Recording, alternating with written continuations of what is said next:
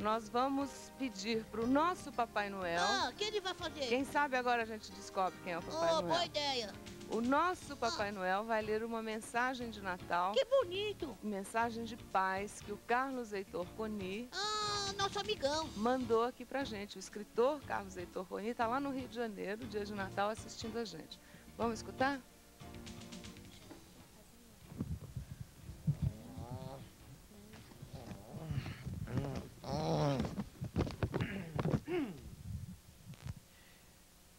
Num Natal distante, o pai armou a árvore de Natal. Ajudei-o a colocar as bolas coloridas e as luzinhas. Fui dormir e ele sozinho meteu entre os ramos uma caixinha de música que tocava quando a gente chegava perto. Não me avisou. No dia seguinte, fui ver a árvore. Aproximei-me. A música começou a tocar. E uma fita de papel celofane que ele tinha colocado bem em cima começou a se agitar. Parecia que a asa de um anjo que dançava com aquela música misteriosa. Fiquei assustado e encantado. Um milagre? Um anjo dançando em volta de minha árvore de Natal? Afastei-me. A música parou de tocar.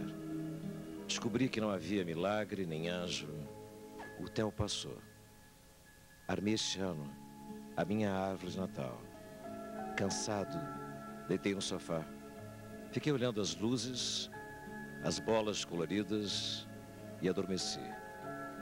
Acordei de repente e vi que a árvore tremia, como se a asa de um anjo novamente roçasse por ela. Firmei a vista, era minha filha, que agachava uma lâmpada que parara de piscar. O milagre durou pouco. Foi culpa minha não ter sabido olhar mais, de olhar mais e profundamente. São os nossos sonhos, né? E aí, em homenagem agora ao nosso Papai Noel, que você vai saber já, acho que você já descobriu, né? Quem é? Escuta essa voz, é um anjo. Deus nos deu um feliz Natal. Nosso lar está cheio de luz, paz na terra, nasceu Jesus. Tocam sinos de Natal lá na catedral. Por meu lar, que é meu amor, vou pedir ao Senhor. Noite azul, sem igual, Deus nos deu um feliz Natal. Nosso lar está cheio de luz, paz na terra, nasceu Jesus.